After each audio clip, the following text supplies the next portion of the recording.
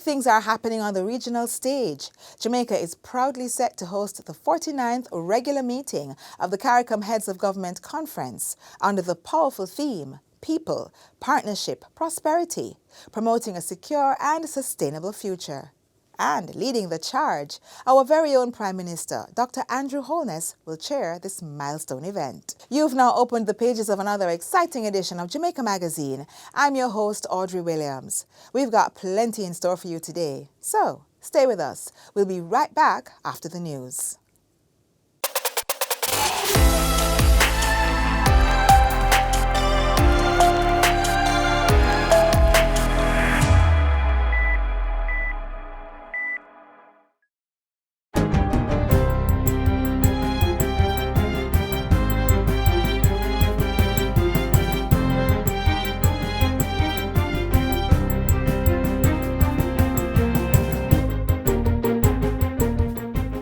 Good day, I'm Theodore Henry, and this is your JIS News for Friday, June 27, 2025. With work now set to begin on the Port Antonio bypass, Prime Minister Dr. Andrew Holness says the $81 million investment will transform the economic potential for Portland. Dr. Holness was speaking at the groundbreaking ceremony on Thursday for Phase 1 of the project. This bypass is a strategic initiative with national importance. The new 18-kilometer corridor, divided into two phases, will divert through traffic from the fragile, congested coastal town center, cutting travel time, reducing transport costs, and unlocking vast development potential inland. In so doing, it will unlock new commercial zones, stimulate land development, and create room for expansion. Phase 1 will include a 7-kilometer 4-lane roadway, new bridges, upgraded drainage systems, and designated bus shelters. In addition, Dr. Holness says $521 million has also been allocated for the acquisition of over 200 parcels of land to facilitate the project. The National Land Agency has already begun the acquisition process, ensuring that every affected landowner is treated with fairness and dignity under the provisions of the Land Acquisition Act. China Harbor Engineering Company CHEC will carry out the project under the supervision of the National Works Agency and the Ministry of Economic Growth and Job Creation. It is a continuation of the Southern Coastal Highway Improvement Project, SHIP. 17 roads have now been completed on the government's $45 billion Spark program, with another 20 near completion. Minister with Responsibility for Works, Robert Morgan, made the disclosure earlier this week at the site of one of the first completed roads, Suzanne Avenue in southeast St. Catherine, which only has cleanup activities to conclude. The 0.7-kilometer stretch of road was rehabilitated by China Harbor Engineering Company CHEC at a cost of $35 million. Minister Morgan, who was accompanying Prime Minister Dr. Andrew Holness on a tour of Spark roads in Portmore, assured that this and other roads were being built to high standards. We have consultants who are independent of the contractors, who are observing the construction of the road at every stage. The soil has been tested, the asphalt has been tested, the concrete has been tested. So this is a high quality road that will last the residents an average of 7 to 10 years before we have to repair it again. This, he stressed, was further reinforced by the 1-year defects liability period that was built into all Spark Road contracts. If anything should happen to this road that could be considered to be caused by the actions or omissions of the contractor, then the contractor is obligated to fix this road at no cost to the government. They also toured Rensford Close in the Cedar Grove community in Portmore, an investment of about $10 to $15 million. There, Prime Minister Holness assured that government's commitment to rehabilitating the country's non-highway road stock would not end with this first installment of Spark. So when we complete this phase of the Spark program, which would do essentially about 680 roads right across Jamaica, we will go into a second phase and another phase after that, because we are committed to putting the budgetary support behind road rehabilitation right across Jamaica. Approximately 100 roads are at varying stages of rehabilitation under the Spark program.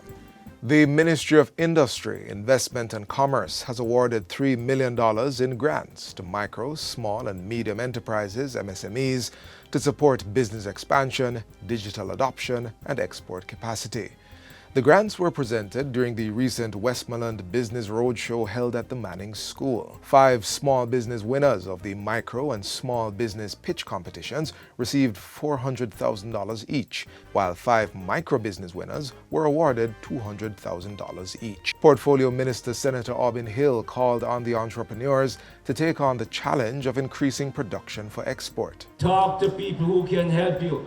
Talk to the 20 agencies I bring here. Jamaica Business Development Corporation will help you to make a business plan. The trade board will make sure you know how to export and go to their website. The MSME Business Roadshows are staged in partnership with the Inter-American Development Bank IDB with support from public and private sector sponsors. The next stop will be in Manchester in July. Minimum wage contributors to the National Housing Trust NHT can now access up to 98% financing for land or units valued at $14 million or less. These are contributors who are earning $18,000 to $30,000 weekly and benefiting from a 0% interest rate from the trust. This becomes effective July 1, 2025. Administrative Manager for the Customer Relations Management Division at the NHT, Shara Luke Cooper, says the benefit reduces the amount of money persons would have to find upfront. Previously, for these persons, once you're coming into the trust, you are required to have equity in the process. So in the purchasing of the unit, you are required, or the lot, you're required to have equity. That equity was for those persons and still is for those who are outside of the income band 5%. But for our 0%ers, we're saying come July 1, all you need to have is 2% equity in the property that you're going to purchase. The NHT will give you up to 98% financing. Meanwhile, the NHT is extending its cashback contributions refund to private sector workers and self-employed contributors. This too takes effect July 1. Prior to this, cashback refund was only given to public sector workers, and refunds for private sector workers would have been applied to the mortgage of these contributors. Administrative Manager for the NHT's Customer Relations Management Division, Shara Luke Cooper, gave the update at a recent JIS think tank. So you go on to our website, you look for contribution refunds, you submit your application once your account is current, not in arrears, and then you will be able to access your refund as a cashback. A commitment has been given for the undertaking of major upgrades to the Oracabessa Primary School in St. Mary. Prime Minister Dr. Andrew Holness delivered the good news to the acting principal and other staff members during a recent visit to the institution. Oracabessa Primary suffered a devastating setback in February of this year when fire destroyed 3 wooden classrooms. Dr. Holness says the upgrading works will take place under the Primary and Secondary School Infrastructure Program. This was approved by the Public Sector Investment Management Committee, and this is going to be done in the current financial year. The scope of work will include demolition of the wooden buildings to make way for the construction of 20 classrooms, principal's office, staff room, and auditorium. There will also be the installation of a solar system, overhauling of the sewerage system, and fencing of the institution. And finally, the Ministry of Agriculture, Fisheries and Mining is set to expand the Rural Youth Economic Empowerment Program, REAP, with the aim of reaching at least 1,000 participants over the next 3 years. This would mark a significant increase from the 360 youth who participated in the initiative during the previous cycle. Portfolio Minister Floyd Green made the disclosure while addressing a graduation ceremony for 157 trainees under the REAP Builder program, held recently at the Jamaica Conference Center. The graduates were trained and certified by the Heart NSTA Trust. When you say, how do we get more young people involved? REAP Starter and REAP Builder. We have a model that we can scale up to get more young people involved. The good news is that we are seeing more young people get involved. We are seeing more young people choose agriculture, and that is what we want. REAP is an entrepreneurial training initiative spearheaded by the Jamaica 4-H clubs in collaboration with Heart NSTA Trust. The program is designed to equip youth with life skills, business development knowledge, and agricultural best practices, preparing them to thrive in the sector and contribute to national food security. And that's it for JIS News today. I'm Theodore Henry. Thanks for watching.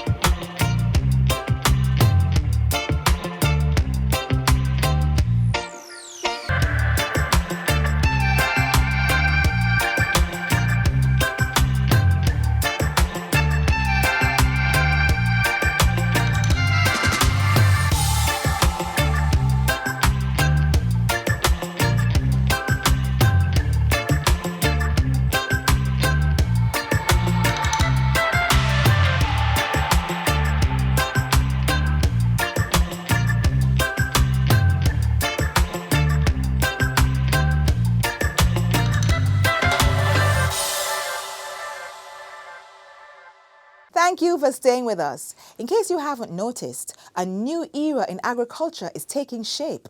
Minister Floyd Green shares what's on the horizon for the sector with modern equipment and improved storage solutions. It's all about food and progress, and it's all coming up next.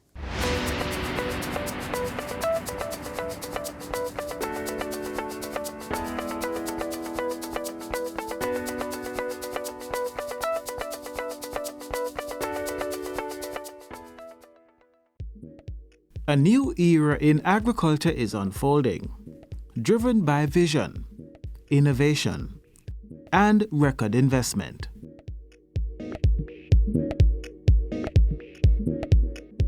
Gone are the days where agriculture is defined by machetes and donkey carts. Jamaica's agricultural landscape has now taken on a new shape, one that is chiseled by machines, technology, and unprecedented investment. With over $60 million injected into the sector, the Ministry of Agriculture, Fisheries and Mining is arming farmers with drones, compact tractors, seed planters, and harvesters, tools that once seemed out of reach for many smallholders. We're not stopping there. 2 onion potato hybrid harvesters, 4 walk-behind seed planters, 1 rotavator, 6 motorized soil augers for the farmers in South Trelawney so that they can go up into those terrains and prepare the land to plant the best yam in the world. From Yam Hill to coastal plains, technology is climbing every terrain. Under the Hills to Ocean project, tractors are being deployed across parishes, while innovation hubs like Bodos and Top Mountain are receiving state-of-the-art harvesters and balers. But it doesn't stop there. The National Irrigation Commission will be acquiring 2 backhoes, and we're looking to acquire 1 more amphibious excavator. The ministry has purchased a D6 bulldozer that we're going to be using to clean up our research stations, to support land preparation, and to establish trial plots. Digital transformation is also on the horizon. A partnership with Paymaster will soon allow easier equipment rental payments. Meanwhile, the National Fisheries Authority, NFA, is expanding its presence with new offices, regional hubs, and fuel depots in Port Antonio and Falmouth. Even the mining sector is on board. The Reynolds Pier expansion, led by Jamaica Bauxite Mining, is part of a broader modernization effort, echoing across multiple sectors. A vital element of the ministry's strategy is cold storage, a game changer in reducing post-harvest losses and preserving produce quality. In Content Manchester, a $124 million 350 square meter facility is nearing completion and is expected to benefit 1,500 farmers. Nearby in Colleyville, 2,635 cubic meters of storage is being added to serve the Manchester South Trelawney belt. Clarendon is next in line. The Ebony Park Agri-Park will soon house a $165 million facility capable of storing up to 600,000 pounds of produce. But the crown jewel is rising in St. Elizabeth. One of the Caribbean's largest storage complexes is taking shape, offering 24,500 square feet of cold and ambient storage, plus puree processing and brining capacity. Through the CARICOM New Zealand Boost Cold Storage Project, we're establishing renewable energy powered cold storage in Flagaman in Pedro Plains. And then, Madam Speaker, members, let us go to Essex Valley. Yes. Minister Witter, we are establishing one of the largest agricultural storage facilities in the Caribbean. Yes. Dedicated cold storage, ambient storage, a puree processing area, and a brine preservation station.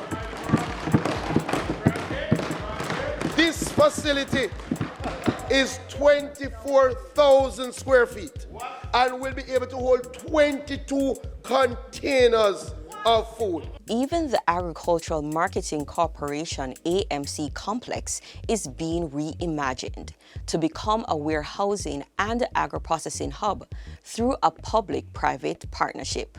This isn't just modernization for modernization's sake. It's about building a resilient, efficient, and food-secure Jamaica, one where farmers can depend on technology, infrastructure, and innovation to thrive.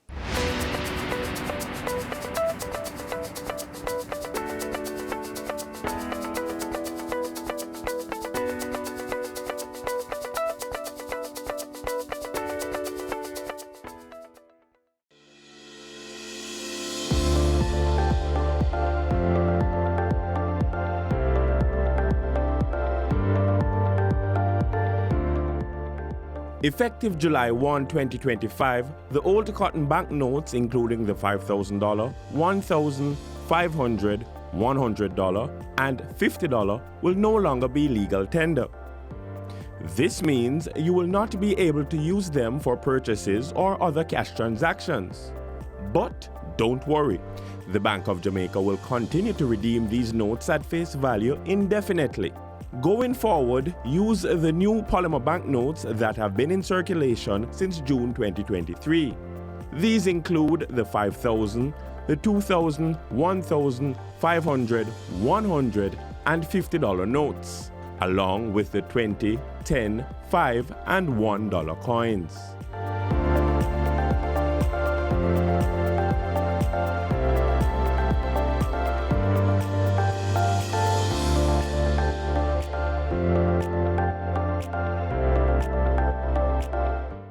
When disaster strikes, preparation can make all the difference. Up next, we take a closer look at how Jamaica gets ready for natural disasters. And it all starts with one key element: communication.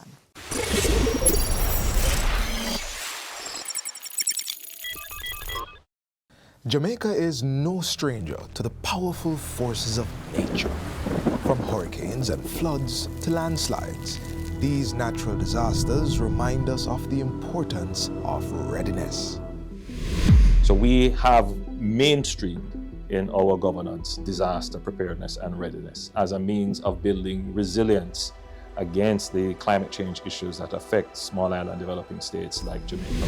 In terms of the National Disaster Risk Management Framework, it's actually one of the best, if not the best in the Americas. We are in the best place we've ever been in our history in terms of our state of readiness.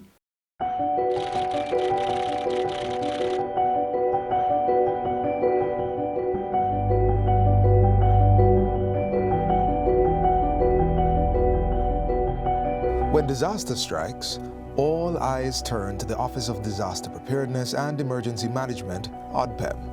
In a crisis, effective and reliable communication is of utmost importance. That's why the government, through ODPEM, has forged a partnership with the Japan International Cooperation Agency, JICA, to strengthen the island's emergency communication system. The ODPEM-JICA collaboration aims to improve the emergency communication infrastructure in Jamaica by installing wireless communication systems and relevant equipment, thereby contributing to swift and robust communication between first responders and government offices to respond efficiently to emergencies or disaster. Decoms management to Spanish Town Fire Station. This is a radio check. How do you read? Over. We are putting in place the necessary infrastructure for us to respond to these disasters. We would have already put in place all the necessary radios in their various locations. The Jamaica Fire Brigade, the police, every arm of government is equipped to communicate before and after. And this is a game changer for the people of Jamaica.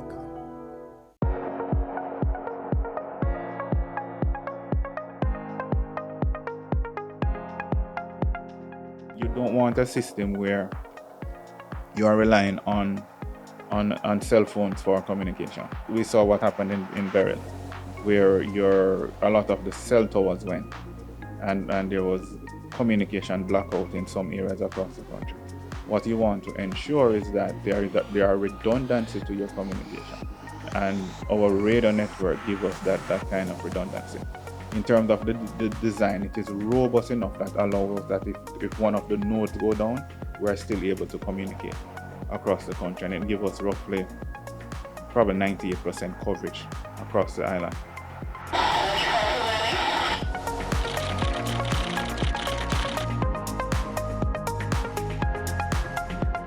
Changing from an analog to a digital system is not an easy feat. However, with the development of the Project Implementing Unit, the ODPEM is sure the Decoms and Early Warning System EWANs will be effective in strengthening Jamaica's responsiveness. Coupled with the island's Early Warning System EWANs, the Decoms are expected to effectively bolster Jamaica's responsiveness to natural disasters. The objective of the project for the improvement of emergency communication system in Jamaica is to enhance Jamaica's public safety and our national emergency communication system. This national emergency communication system is critical for the coordination of emergency and incident response among our various government entities or key government responders. It will allow for emergency agencies to communicate via one common platform.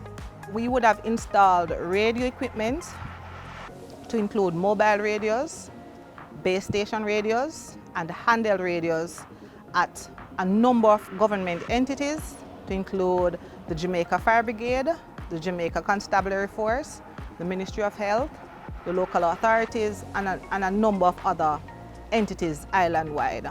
We would have installed early warning systems under the project across 2 parishes in 3 communities, namely Old Harbour Bay in St. Catherine and along the Bog Walk to Angels Corridor in St. Catherine, and also in Port Maria, St. Mary. This, with the installation of this early warning system, it will create that alertness that it is a multi-hazard system. So it will be able to alert residents, commuters, persons who utilize these areas, these urban centers, for example, Port Maria, about the pending hazards or threats that these communities will face.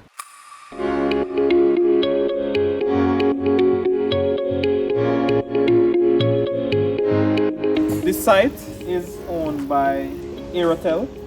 They manage the telecommunication systems for Jamaica Civil Aviation Authority. Part of the benefit of co-locating at this site is that this site is designed for aeronautical purposes. So they have a very high standard, especially where power is concerned, and also for protection against lightning. And also provides quite a bit of redundancy just by virtue of its location. However, our system is designed to run entirely on a battery system, and pretty much we have our systems charged by their power. Should a case happen where we lose power, whether from GPS or their power system, our battery system will allow us to have service for up to 5 days. This site here in Coopers Hill provides coverage for the entire corporate area.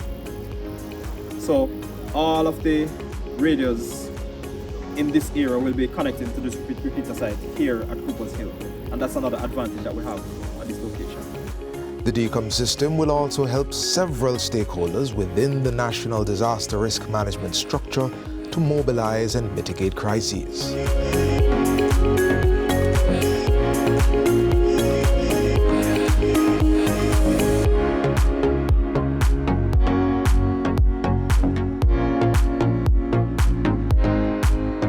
During the implementation phase of the project of the Decoms system, the firefighters were basically embedded with a team of engineers that came down from Japan to install the equipment across the island. Decom system that is now at ADPEM is manned by firefighters. So that's the rock and the knock, as is referred to. It's currently manned by firefighters, and these firefighters remain at ADPEM, manning the system for as long as it's necessary.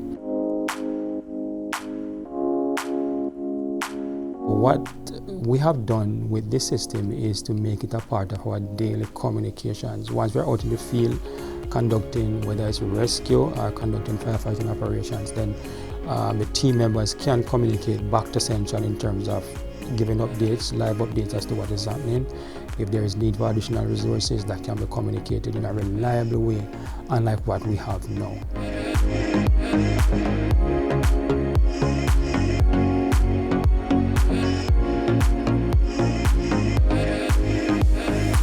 We're able to introduce it as part of the communication platform during burial, and we were able to see some results. So it's a good thing.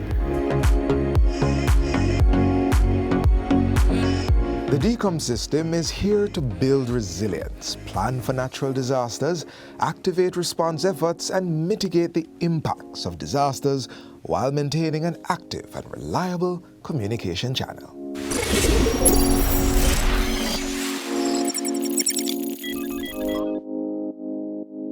We've come to the end of our program. For a full recap and more, visit our website at jis.gov.jm. I'm Audrey Williams. Bye for now. This has been a production of the Jamaica Information Service, the voice of Jamaica.